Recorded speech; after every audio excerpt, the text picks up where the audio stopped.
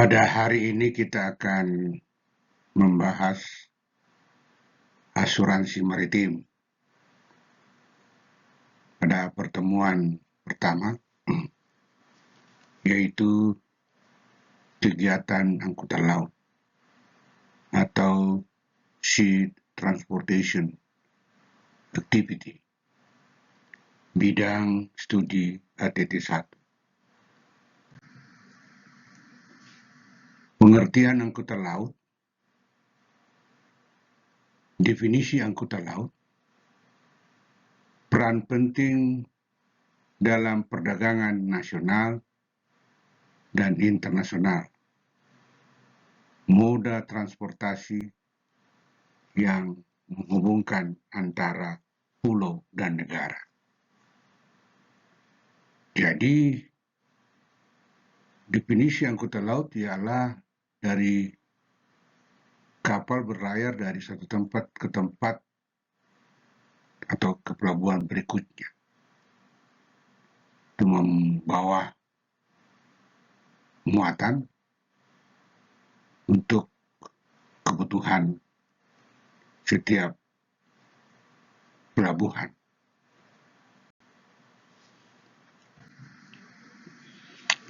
Nah, jenis-jenis kegiatan angkutan laut, angkutan penumpang dalam membawa penumpang, dalam hal ini pelni,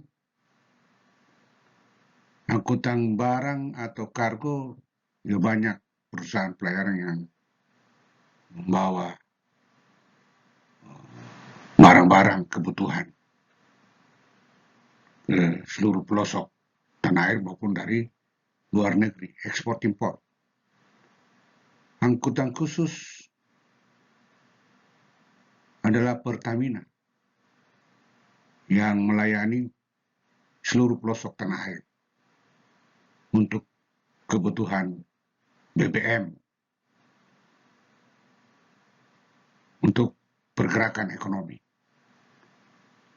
Nah, layanan feri adalah kapal penumpang antara pulau terdekat. Sedangkan kapal ro-ro kita lihat di sini adalah mengangkut mobil dari pelabuhan ke pelabuhan berikutnya untuk digunakan ekonomi di setiap negara maupun provinsi. Nah, jenis-jenis kapal dalam angkutan laut, kapal kargo umum, kapal tanker, kapal kontainer, kapal penumpang, kapal curah. Jadi inilah semua kapal-kapal yang berfungsi untuk mengangkut jenis-jenis barang dari satu tempat ke pelabuhan berikutnya. Proses kegiatan angkutan laut, pemesanan muatan, jadi ada muatan dipesan dulu, persiapan dan pemuatan barang dan penumpang. Nanti di pelabuhan, kita lihat di gambar sini, kapal sandar, kemudian dimuat barang-barang yang akan baik ekspor maupun impor. Nah, baru proses pelayaran, yaitu adalah mempersiapkan kapal untuk berlayar. Nah, itu nahoda, ya. Dan para kru kapal yang akan membawa kapal dari satu tempat ke tempat berikutnya. Pembongkaran di pelabuhan tujuan, ya. Jadi kita lihat gambar, bisa saja bongkar dan muat di pelabuhan tersebut. Pelabuhan sebagai fasilitas penunjang. Ya, fungsi pelabuhan sebagai fasilitas penunjang, fasilitas terminal kargo dan penumpang, peran otoritas pelabuhan, sistem logistik pelabuhan. Kita lihat begitu ramainya di pelabuhan untuk dan tersedia fasilitas-fasilitas yang digunakan untuk penampungan barang. Pihak terkait dalam angkutan laut, perusahaan pelayaran. Nah, salah satu perusahaan pelayaran lah yang menggerakkan ekonomi. Agen kapal yang mengurus surat-surat kapal. Nahoda dan awak kapal yang membawa kapal dari satu tempat ke tempat pelabuhan berikutnya. Pemerintah, dalam hal ini Kementerian Perhubungan, Sabandar, operator pelabuhan, dalam hal ini Pelindo. Dan setiap pelabuhan ada operatornya untuk mengurus surat-surat, ya, baik ekspor maupun impor. Regulasi dan standar internasional. IMO atau International Maritime Organization adalah suatu badan yang menggodok regulasi, ya, untuk keperluan kapal maupun keperluan pelabuhan. Jadi di sini digodok, kita lihat gambarnya di situ, beberapa negara mengajukan apa saja yang perlu diajukan untuk regulasi agar supaya lebih baik lagi ke depan. Nah, SCCW adalah pendidikan para pelaut. Nah, aturan SOLAS adalah keselamatan pelayaran. Marpol, lingkungan hidup.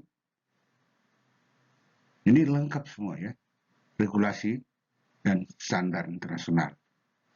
Nah, ditambah lagi dengan peraturan nasional dari Dirjen Perhubungan Laut yang mengacu kepada IMO, ya, turunannya dari sana untuk dibuatkan regulasi.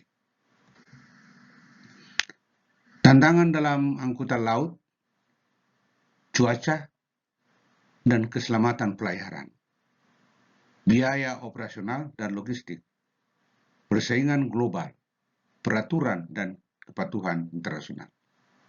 Jadi juga kalau cuaca jelek begini, itu ada pemberitahuan dari pelabuhan, cuacanya ekstrim. Kalau ekstrim, dilarang untuk berlayar karena berbahaya bagi keselamatan pelayaran. Nah, sudah ada warning yang diberikan berapa hari, ya, baru boleh berlayar. Nah, itu salah satu tantangan dalam angkutan laut. Inovasi dan masa depan angkutan laut, digitalisasi logistik laut, penggunaan kapal ramah lingkungan, peningkatan efisiensi pelabuhan, pengembangan tol laut. Nah, kita ketahui ya sekarang kan digalakan dan sudah mulai, ya, digitalisasi untuk memudahkan pengurusan surat-surat. Jadi nggak terlalu banyak waktu yang dibuang untuk mengurus surat-surat, sehingga perlu lebih cepat. Nah, untuk menghubungkan negara Indonesia yang begitu luas, dibutuhkan pengembangan tol laut. Pengantar, transportasi laut berperan penting dalam perdagangan global. Risiko di laut membutuhkan sistem perlindungan, salah satunya asuransi maritim. Hubungan erat antara proses pengangkutan, pengiriman, dan perlindungan risiko. Jadi kapal salah satu untuk melindungi kapal itu adalah asuransi maritim. Definisi pengangkutan laut, kegiatan memindahkan barang dan atau penumpang melalui laut dari satu pelabuhan ke pelabuhan lain, melibatkan kapal dan operator pelabuhan, dan fasilitas logistik. Definisi pengiriman barang, proses distribusi barang dari pengiriman ke penerima melalui jalur laut, melibatkan dokumen Bill of Lading atau disebut BL, packing list, invoice, sertifikat asuransi. Pengertian asuransi maritim, perlindungan terhadap kerugian atas barang, kapal, dan tanggung jawab hukum selama pengangkutan laut. Tipe asuransi, asuransi kargo, asuransi kapal hull and machinery, asuransi tanggung jawab hukum PNI Club. Hubungan ketiga unsur peran, pengangkutan menyediakan moda transportasi, pengiriman, proses distribusi, dan dokumentasi. Asuransi memberikan perlindungan terhadap risiko dalam pengiriman dan pengangkutan. Risiko dalam pengangkutan laut, cuaca buruk atau badai ombak besar, kerusakan kapal atau muatan, kehilangan atau pencurian, kebakaran atau ledakan, kecelakaan pelayaran. Peran asuransi dalam pengiriman melindungi pemilik barang dari kerugian finansial, memungkinkan kelangsungan bisnis internasional, diperlukan sebagai syarat pembayaran dalam transaksi ekspor-impor, misalnya letter of credit.